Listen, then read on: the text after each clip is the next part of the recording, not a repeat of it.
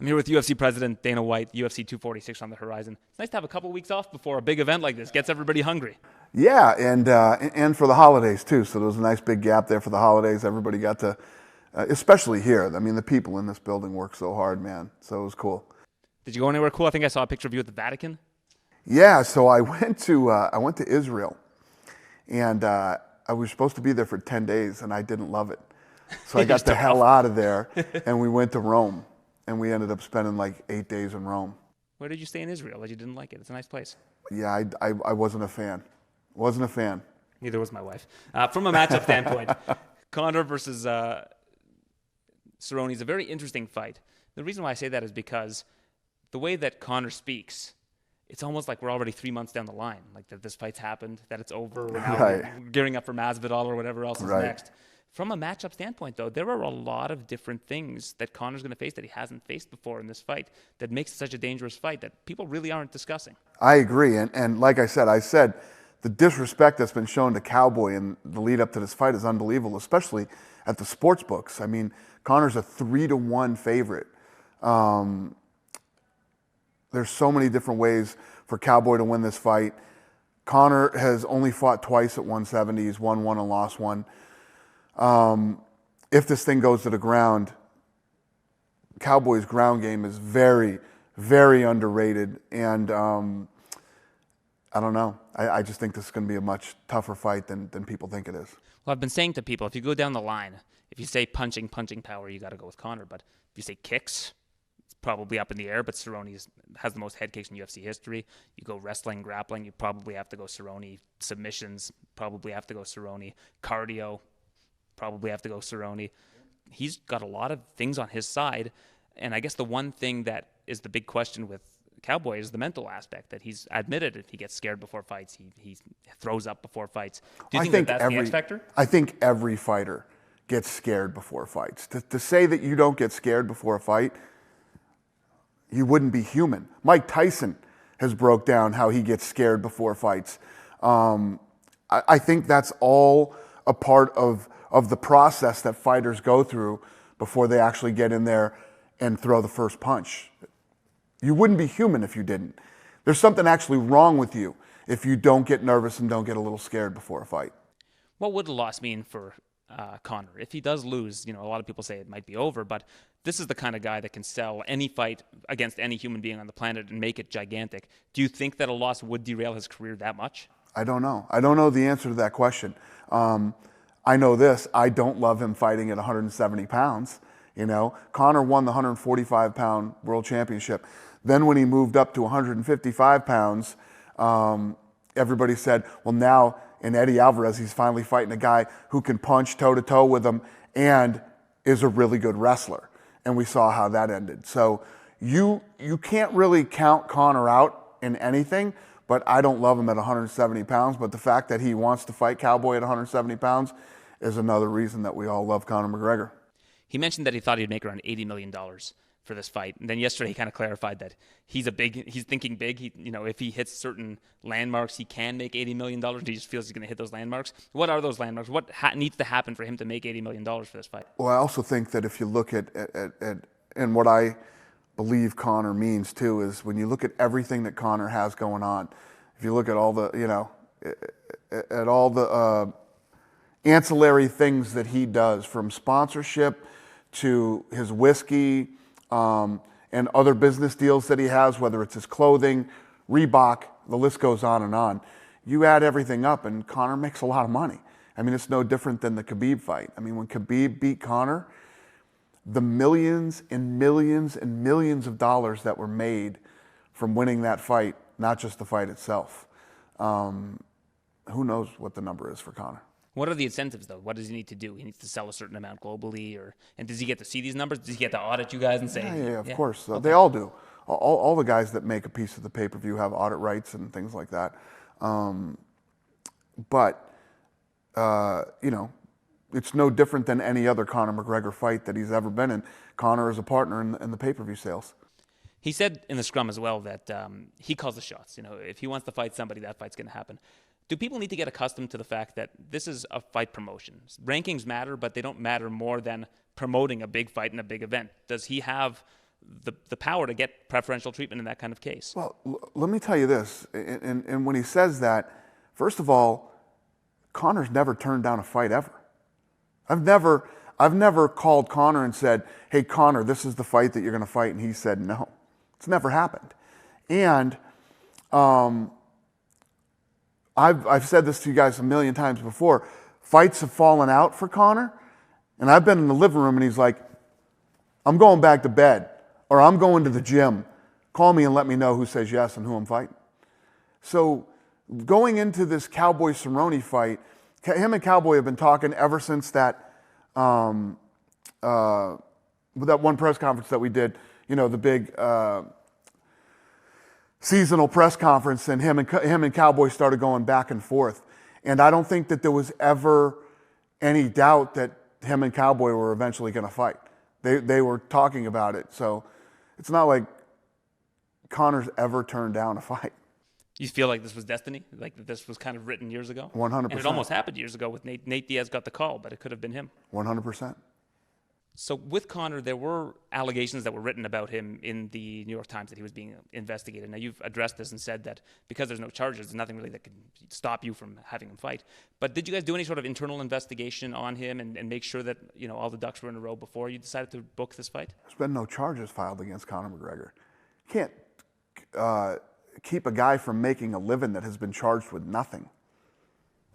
I wholeheartedly agree with you. I'm Yeah. just wondering if there was any due diligence done just to make sure that, if you talk to people on his team, that everything was in order and that there would be no issues here.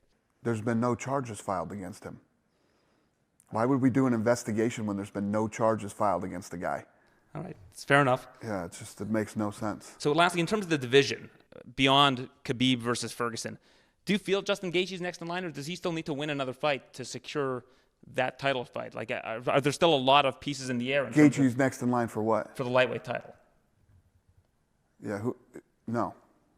He needs to win another fight in order to get Yeah, there? listen, Gaethje knows what's going on with Gaethje. Gaethje's been offered a lot of fights that Gaethje's turned down. Gaethje wasn't willing to fight certain people. And, I don't know. We'll see what happens on Saturday, but, yeah, Gaethje knows what's going on. Who would you like to see Gaethje fight? Off the top of my head right now, I don't know. Yeah, I don't know. Khabib and Tony are going to fight. Conor and Cowboy are going to fight this weekend, and then we'll see what happens. We spoke a bit about this before. Pay-per-view numbers, they used to be a little bit more, reported. Dave Meltzer somehow had a source. Now with ESPN Plus, they're kind of kept under lock and key. You want to keep it that way? Yeah, I like it. And pay-per-view numbers were never reported, ever. There were guys out there like Meltzer who claimed they had inside sources and things like that. And some were close and some weren't. So they were never reported. But there was always this feeling that back in the day, people had a better idea of what the numbers were. But it was hit or miss. And with ESPN Plus, there were reports that they give you kind of a baseline amount for all the events. You kind of get the same amount from them. Is that true? What's that mean? That let's say they pay you as if you had sold 500,000 pay-per-views for each one. You get basically the same amount. Got it. Yeah. Let me just say this. We have an amazing deal with ESPN. So we're really happy with our deal, and ESPN is very happy with their deal. And it was a brilliant move by them to get into the pay-per-view business. They should have done it 15 years ago. If you look at the power of ESPN, storytelling, talking about sports, building up different sporting events, whether it's the college national championship or the World Series or the Super Bowl or fights. Nobody does it better than them, and it's what they do. They were crazy not to be in the pay-per-view business a lot sooner. I imagine they're over the moon about the numbers that are coming in for this particular card. I'm over the moon with the entire deal since the day we started with ESPN. Everything that we've done with them since day one. It's beyond what I imagined, and I always imagined that being with ESPN would be huge. It's beyond what I ever imagined. Before this, I spoke to Dave Shaw, the head of international. He said that certain markets, this event's actually trending to do better than the Khabib fight, which is wild. It's unbelievable. Yeah, it's unbelievable. This fight is doing very well worldwide. in 2014, you guys signed a 6-year deal with Reebok, which would mean that this is the last year of that deal. Have there been negotiations on an extension? What do you see as the future of uniforming in the UFC? Yeah, I mean, it ended up being an absolute home run. I love the look. I love the feel of everything that we've done with Reebok, and uniforms are here to stay. Do you think it will be with Reebok going forward? I think Reebok are under the same umbrella as Adidas, if I'm not mistaken. Yeah, that's true. Could that be a thing that happens too? Adidas owns Reebok. Mm-hmm. Yeah. So, we've had a great relationship with Reebok. It's been good. It's been good for us. It's been good for the fighters. And obviously, it's been very good for television. It looks a lot better, cleaner, and we'll see. We'll see what the future holds when this deal's up. It was just reported that Robert Whittaker is going to be out of his fight. I don't know if that's true. Can you confirm that? Yeah. So if he's out of that fight against Jared Cannonier, you've also mentioned that Darren Till might be fighting on that card, might be fighting a big name. And if you look down the list, that would be a good fit. Is that a fight that could happen? Yeah, it could happen. I agree. Is that what you'd like to see happen? We'll see. We'll see how it plays out. But yeah, that could happen, and I agree with you. I'm going to put my detective hat on for a second, and you can tell me if I'm way off on this, because I might be. There hasn't been any sort of speculation on this. You sat with Floyd Mayweather. You guys have worked out some sort of verbal agreement on something that could happen later this year. Right. Zuffa Boxing is likely to launch sometime this year. Yep. And Conor McGregor said something interesting earlier this week, that there was a deal in place with Manny Pacquiao. Now, I don't know if that was with him or with you, but Mayweather versus Pacquiao, too, would be a pretty cool way to launch Zuffa Boxing. Am I onto something here, or am I way off? No, I think that that Mayweather-Pacquiao fight will probably happen again. It makes sense, especially the way Manny Pacquiao has looked in his last couple of fights. So that's something could happen. And I truly believe that we would add a ton of value to that fight. So anything is possible. And have there been talks with Manny Pacquiao? Is that a thing? Or? I have not talked to Manny Pacquiao. Okay. A lot of young fighters on UFC 246, a lot of fighters from the Contender Series. Was that by design to get these guys a big platform? What's that, Contender? Well, there's a lot of fighters on UFC 246 that are from the Contender Series. You got Macy Barber, O'Day Osborne. You and I just went into the matchmaking room. I should have showed you the wall. If you look at the board right now, we have fights laid out all the way till this summer, right? And part of the system is I have blue dots. The blue dots are people that came off the Contender Series. Literally the entire wall is blue dots. You know, the Contender Series has been a massive game changer for us in bringing in new talent and showcasing these young up-and-coming kids. And it's by design that these kids are all over every card. I felt weird in that room. I asked if I could maybe put a blindfold on, because I don't want to report these fights and think that you think that I maybe was taking a camera shot. I was actually proud of you that you kept your back to the wall. I kept eye contact with you. I was very, very proud. Usually, I swear to God, when I walk people in there, they're scanning the entire wall and looking at it. But I'm a professional. I mean, you can send me a picture of the wall anytime. But I was very impressed. Something Luke Thomas said earlier this week that I thought was very interesting. Clarissa Shields, she was at the last UFC event, and she just won her fight again in dominant fashion. She keeps winning. But in terms of who the most interesting opponent for Clarissa Shields would be, like off the top of your head, there's probably nothing that would be more intriguing to the public, whether it's an MMA fan or a boxing fan, than Amanda Nunes. Like, Amanda Nunes has started to exhaust a lot of her avenues too, in terms of who she can fight. Do you think that is a possibility, that you could see Nunes versus Clarissa Shields? My thought was do a best 2 out of 3. You do MMA, boxing, and kickboxing, and see how the dominoes fall. Yeah, no, I agree. Listen, it's I mean, you don't have to be a genius to put the pieces of that puzzle together. Clarissa Shields was here. Her and I met, and she came to the fight. And, you know, we've obviously been talking back and forth about she wants to get into MMA, and I'm getting into boxing. And you know, yeah, I bet people would like to watch that fight. Now, the best thing about, I think, the UFC is the best-on-best competition. You don't see a lot of setup fights or fights where like people are given cupcake opponents to try to build up their stature. Zhang Weili, being a champion for you guys, must be an absolute home run in terms of the Chinese market.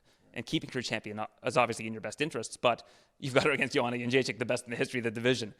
If Zhang wins that fight, how big is it for the Asian market? Just how big of a star can she become, both in Asia, and I know that this fight's stateside, in the United States? A massive star. First of all, if you look at the way she fights, she's super exciting to watch fight. Number 2, she's got an incredible personality. She's a hard worker. every time you go on her Instagram or any of her social media, it's her looking like a total badass. You know, she is the perfect champion for our first ever champion out of China. And one of the things, you said it yourself, and it's a fact. It's just a fact. When you make it to become a world champion in the UFC, you went through a series of killers from the first day you set foot in here. We don't do easy fights. We don't do setup fights. We don't have cans. We don't have professional cans here. It's just not the way it works. So when you break into the top 5 here in the UFC, you've gone through straight killers. 2019, you've said, is the biggest year in the history of the UFC. A lot of people by leaps and bounds, like not even in the same universe. The skeptics will say no Conor, one Khabib fight. Where's all of this coming from? What are the revenue streams that are making this the biggest year in UFC history? Well, it's funny because when you hear people try to talk about what they think this business is about, or what might have been the best year in UFC history, or whatever it is, they have literally no idea about the business side of this. It's like when I hear you guys try to talk about the business side of this thing, you guys, I cringe, because you don't know, and you couldn't possibly know. You couldn't begin to understand how this business really runs and how many different pieces to this thing there is. And obviously our bread and butter is fights. I mean, we're fight promoters, but we're more of a global media company now than just a fight promoter. And there's money that comes in a lot of other places than what people realize. And Fight Pass has become an absolute monster for us. And finally, before we do our annual odds game, I'd be remiss if I didn't ask about the Canadian market. What do you see for the Canadian market this year? Are there any spots you'd like to visit? Yeah, I mean, Canada has always been a very important, big market to us. And obviously, it thrived during the GSP era. But yeah, we're going to continue to come up. I mean, look at, I say this all the time, but people don't give Canada the credit it deserves for being such a major fight country, I guess I'd call it. You know, fight business is very big in Canada, and people don't realize that. It's like when we were doing the Mayweather-McGregor tour, I was like, yeah, we got to go to Canada. And they were like, Canada? Why would we go to Canada? And look at that Toronto stop. Toronto stop was one of the funnest of the entire tour. So yes, it will always continue to be a massive market to me and an important market to me, and a place that we will visit a lot. All right, let's play the odds game, and I'll tell you, you did really well last year, but it was on a bit of a technicality. I'm gonna let you be the judge of this. So, Brock Lesnar fighting in the UFC in 2019, you said yes, that didn't end up happening. This is where you made your money here. Next opponent for Conor McGregor, the field was plus 3,000. I didn't have Cerrone on the list. But technically that fight's in 2020. Do I give that to you? Do you make the plus 3,000? Because usually the books will say this has to take place in 2019. Ah, okay. Will you take the money? Yeah, I'll take the money. Okay, fair enough. The men's flyweight division exists in the UFC on this day next year. You would not answer that question. What was the question? Will the men's flyweight division exist in the UFC on this day next year? You wouldn't answer the question. We're still here. The women's featherweight division, will it exist on this day next year? You said yes at plus 180, so that's a good one for you. Will there be a 165 and 175 division? You obviously said no, and I put that as at even money because for whatever reason I don't give you enough credit. Divisions that will have new champions in 2019, you took the over 4.5. It hit the over again this year. That was at even money as well. George St. Pierre fights in the UFC in 2019. You said no. Nick Diaz fights in the UFC in 2019. You said no. Nate Diaz fights in the UFC in 2019. You said no. That was plus 150. You lost that one. But boo. He fought twice in the UFC, actually, in 2019, shockingly. Daniel Cormier and John Jones fight in 2019. Yes was minus 350. You took that one. That didn't end up coming to fruition. Conor McGregor has a professional boxing match in 2019. It was minus 250 for no, and you took that one. Will Daniel Cormier be retired at this time next year? You took yes at minus 350. That one didn't work out for you. So you lost some big units on that one. But I'll give you a pen. We've got the odds again for this particular year. Let me just make sure that we have the same amount of sheets here, my friend. And there is a pen for you. Flyweights again, huh? Yeah, so I've got a lot of over-under questions. If I can get this pen to cooperate, there you go. Flyweights on the UFC roster at this time next year, over-under 29.5. You're at about 15, 16 right now. I'll take the over. Okay, that's at even money. Divisions with new champions at this time next year. Over 4.5. I'm keeping the trend, but I'm giving it a minus 160. There's a heavier vig on this one.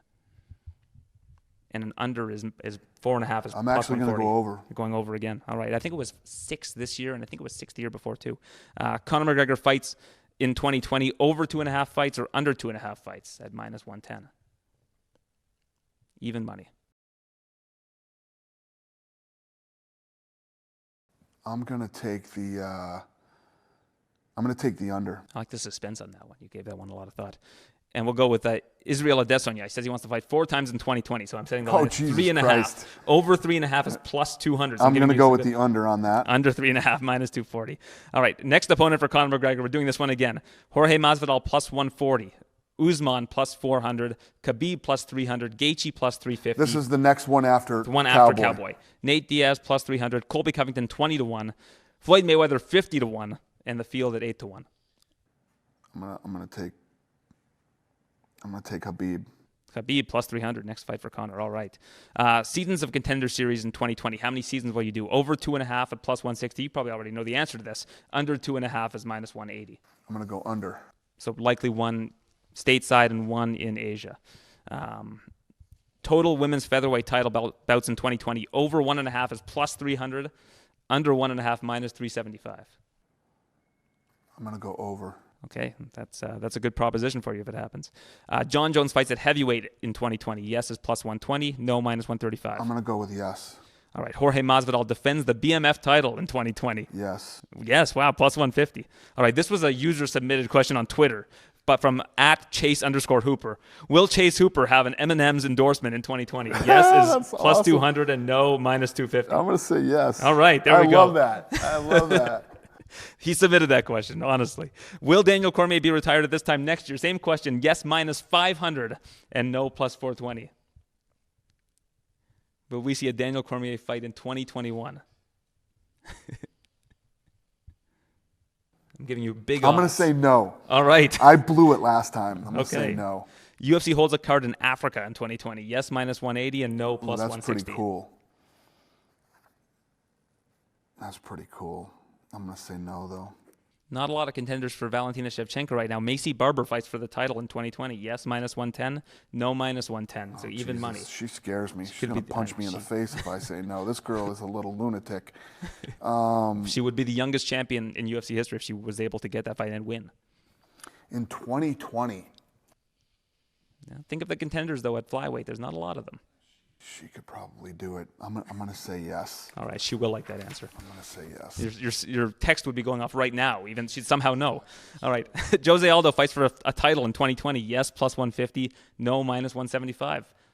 Fights for a title? Yeah, I know the bantamweight title. You said it was a possibility against Henry Cejudo, but I'm giving you good odds on yes. I'm going to say yes. All right. Conor McGregor fights for a title in 2020. Yes, minus 150. Yes. All right. No is plus 135. Justin Gaethje fights for a title in 2020. Yes. Say yes. Yes, minus 115. Will a Canadian fight for the title in 2020? Yes is 10-1, and no is 12-1. Yes is plus 1,000. Will a Canadian fight for a title? In the UFC, of course. I'm going to say no. All right. I think you're going to be wrong. I think Felicia Spencer is going to fight for the featherweight belt. Zuffa Boxing holds a pay-per-view event in 2020. Yes, minus 200. No, plus 175. Zuffa Boxing holds a pay-per-view in 2020. I'm going to say yes. All right. Brock Lesnar fights for the UFC in 2020. Yes is 6-1. I'm going to say yes. Oh, wow. All right. People will like that answer. Nick Diaz fights for the UFC in 2020. You said both no to both Diaz brothers. Yes is plus 450. No to Nick Diaz. Diaz. Minus 600. All right. Nate Diaz in 2020. Yeah. Plus 140 for yes, which means that the House does not believe he will fight in 2020 for the UFC. Mm-hmm. I'm going to say no. All right. At minus 170. GSP fights for the UFC in 2020. I know he wants that Khabib fight, but I'm giving you good odds. Plus 400 for yes, minus 550 for no. I'm going to say no. All right. Clarissa Shields fights for the UFC in 2020. Yes, plus 150. We got a yes already. Wow, that was a fast answer. Might be the fastest one. Anderson Silva fights in the UFC in 2020. Minus 175, yes. Do you think he's coming back? Yep. What's his status right now? No, he's he's still around. He's training. You see him on his He's Instagram. healed He's from still that injury? training. All right, that's good. And finally, Mayweather fights in the UFC in 2020, 10-1 odds. UFC? Yes, in like a MMA. UFC fight? No. All right, no, at minus 1400. Those are big odds. You don't win the line on that one, but I'm just trying to poke around a little bit. Thank you for this. As always, we will do a recap at around this time next year. Okay. I appreciate it. And can you sign this? I'm going to sell it on Yep. eBay at the end of the year. All right, perfect, wonderful. All right, much appreciated. Thanks. Thanks, buddy.